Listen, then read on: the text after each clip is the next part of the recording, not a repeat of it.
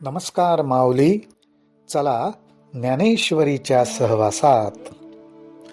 माऊली, आपण ज्ञानेश्वरी अध्याय 2 मधल्या साधारण 201 ते 209 ह्या ओव्या बघतोय.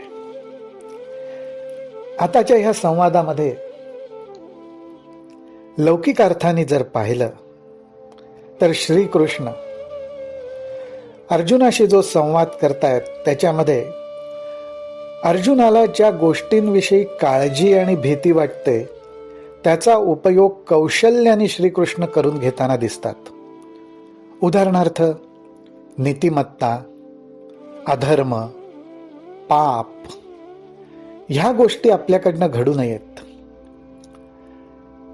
ही चिंता अर्जुनाला सतावते आणि आपल्याकडनं हे जे युद्ध घडणार आहे आणि आपल्या स्वजन बांधवांचा आपल्याकडून वध होणार आहे, ह्याच्यात आपण फार मोठे पापाचे भागीदार होणार.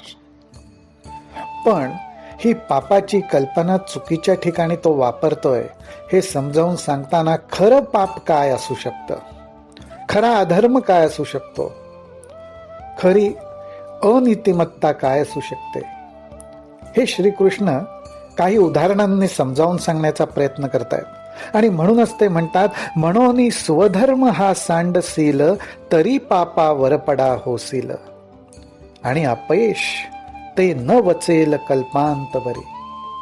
अरे, तुझ्या स्वधर्माला सोडून जे तू वागायचं म्हणतोयस तेच तर फार मोठं पाप घडणार आहे, आणि त्यामुळे तुझ्या वाट्याला जे अपयश येईल ते अनेक कल्प गेले तरी पुसून टाकता येणार नाही. आज स्वतःच्या सामर्थ्याने, कर्तृत्वाने जी व्यक्ती यश, कीर्ती आपल्या आयुष्यामध्ये प्राप्त करते त्या मनुष्यालाच माहिती की ते यश आणि कीर्ती किती महत्वाची आहे. त्या आपल्या यशाला आणि कीर्तीला काळीमा लागू नये म्हणून तो जीवापाड प्रयत्न करतो. किंबहुना त्यासाठी आपलं सर्व जीवन वेचतो. आज कीर्ती दोन्ही प्रकारे होऊ शकते, अपकीर्ती पण आणि सुकीर्ती पण. रावण, कुंभ, दुर्योधन हे सुद्धा प्रसिद्धीला पावलेलेत. परंतु काय करायचं नाही, काय गोष्टी टाळल्या पाहिजेत हे त्यांच्याकडे पाहून आपल्याला शिकायला मिळतं. त्याच्या उलट जेव्हा आपण बघतो की बिभीषण, अर्जुन अशी काही उदाहरणं आपल्या डोळ्यासमोर येतात, त्यावेळी आपल्याला कळतं की आपल्याला काय टाळून काय केलं पाहिजे. आणि म्हणूनच श्रीकृष्ण म्हणतायत, जाणतेनी तवची जियावे जव अपकीर्ती अंगान पवे, आणि सांगपा केवी निगावे एथोनिया. ज्या व्यक्तीने यश संपादन केलंय, ज्या व्यक्तीने त्याच्या अंगी असलेल्या गुणांच्या साह्याने कौशल्य, कीर्ती प्रदान प्राप्त झालेली आहे आणि त्यामुळे समाजातील लोक त्याच्याकडे आदर्श म्हणून बघतात, ती व्यक्ती एखाद्या प्रसंगाला पाठ फिरवून निघून जायला लागली तर त्याच्या वाट्याला अपयशच येणार. ज्या लोकांच्या आशा आहेत त्या व्यक्तीवर त्यांच्या पदरी निराशाच येणार. आणि म्हणूनच ज्ञानोबा राय सुद्धा म्हणतात, तू निर्मत्सरू सदयता येथुनी निघसी कीर माघवता, परिते गती समस्तान मनेल यया. तू निर्मत्सरपणे, मनामध्ये कुठलाही मत्सरभाव न बाळगता दयापूर्ण अंतःकरणाने इथून निघून जायचं म्हणशील, पण लोकांना ते मानवणार नाही बरं.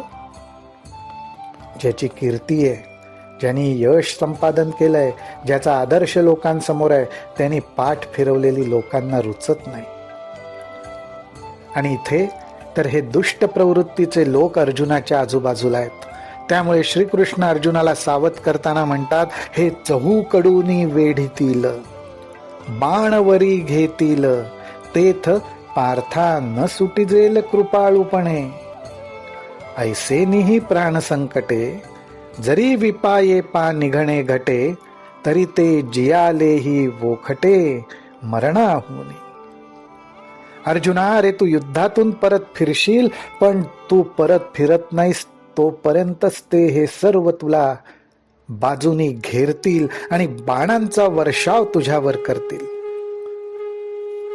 तू दयाळूपणा दाखवलास म्हणून ते काही तुझी गय करणार नाहीयेत. म्हणून चुकीच्या ठिकाणी दयाळूपणा दाखवणं हे अयोग्य असतं, हे लक्षात ठेवलं पाहिजे. श्रीकृष्ण म्हणतात, एक वेळ तू ह्याही प्राणसंकटातून कदाचित सुटशील, पण असा वाचलास तरी ते तुझं वाचणं, ते तुझं जगणं हे मरणाहून वाईट असेल. आयुष्यभर मन तुझं तुला खात राहील, दुःख देत राहील. अशी वेगवेगळ्या प्रकारे खरोखरच लौकिक अर्थाने एखाद्या सामान्य माणसावर सुद्धा काय बिकट प्रसंग येऊ शकतो, हेच ज्ञानोबाराय वेगवेगळ्या प्रसंगाने अर्जुनाचं निमित्त करून ते भाव आपल्या समोर प्रगट करतायत. सावध करताना ते म्हणतात, तू आणिकही एक न विचारीसी, एथ संभ्रमे झुंजो आलासी, आणि स कणवपणे निघालासी, मागुता जरी तरी तुझे ते अर्जुना, या वैरिया दुर्जना, का प्रत्यया येईल मना सांगे मज.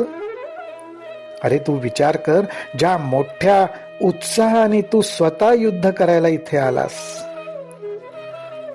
काय मोठ्या उत्साहाने तू स्वतः या युद्धामध्ये सहभागी झालेला आहेस, आणि आता तूच जर कौरवांवर मला दया करायची असं म्हणून पाठ फिरवून जर निघालास, तर ह्या दुष्टांना ते खरं वाटणार आहे का? ह्याचाच अर्थ असा की दुष्ट प्रवृत्तीच्या लोकांना सज्जनांचा स्वभाव हा कधीच खरा वाटत नाही. ते त्यांचं कार्य करणारच. दुष्ट प्रवृत्ती, दुर्गुण हे त्यांचं कार्य करणारच, आणि त्यांच्यावर दयाबुद्धी दाखवून उपयोग नाही. आणि म्हणून अर्जुना, तू त्यांच्यावर दयाबुद्धी दाखवून युद्धातून पाय मागे घेतलास तर तुझ्या मनातील भाव त्यांच्या पचनी पडणार नाही. त्यांना तो अनुभवच नाही, त्या भावाचा अनुभवच नाही. त्यांना काय समजणार? आणि ते तर असंच म्हणणार, हे म्हणतील गेला रे गेला, अर्जुना आम्हा बिहाला, हा सांगे बोलू उरला निका काही. लोक सायासे करुनी बहुते, का वेचिती आपुली जीविते, परी वाढविती कीर्तिते धनुर्धरा. अरे ते तर नक्कीच म्हणतील की दयाबिया काही नाही, हा अर्जुन आम्हाला बघून भ्यालाय आणि म्हणून त्यांनी पळ काढलाय. असाच डंका ते वाजवतील, असाच बोलबाला ते करतील, तर हे चांगलं होईल का? अरे अत्यंत प्रयास करून, कष्ट करून लोक आपला लौकिक, आपली कीर्ती, आपले सद्गुण, आपले विचार हे जतन करतात, प्राणपणाला लावतात. परंतु नको त्या वृत्तींना, नको त्या सद्गुणांना, नको त्या दुर्गुणांना आपण खत पाणी घातलं, त्यांच्यावर दयाबुद्धी दाखवली, तर ते आपला नाश केल्याशिवाय राहणार नाहीत. तेव्हा नको त्या ठिकाणी दयाबुद्धी नको, नको त्या ठिकाणी पाठ फिरवणंही नको, पाठ दाखवणंही नको. ह्याचाच अर्थ असा की ज्या व्यक्तीला सद्गुण, सत्कीर्ती, नीतिमत्ता ह्या ठिकाणी, ह्यासाठी जे करणं आवश्यक आहे त्याची जाणीव आहे, त्यांनी परमेश्वराचं स्मरण करून, हृदयस्थ असलेल्या चैतन्याचं स्मरण करून ठामपणे त्या परिस्थितीमध्ये उभं राहायला शिकलं पाहिजे. आणि परमेश्वराचं स्मरण करून उभं राहिल्यामुळे परमेश्वर ती शक्ती त्याला देतो. माऊली, असा आपल्या सर्वांनी विश्वास बाळगला पाहिजे. रामकृष्ण हरी, रामकृष्ण हरी, रामकृष्ण हरी.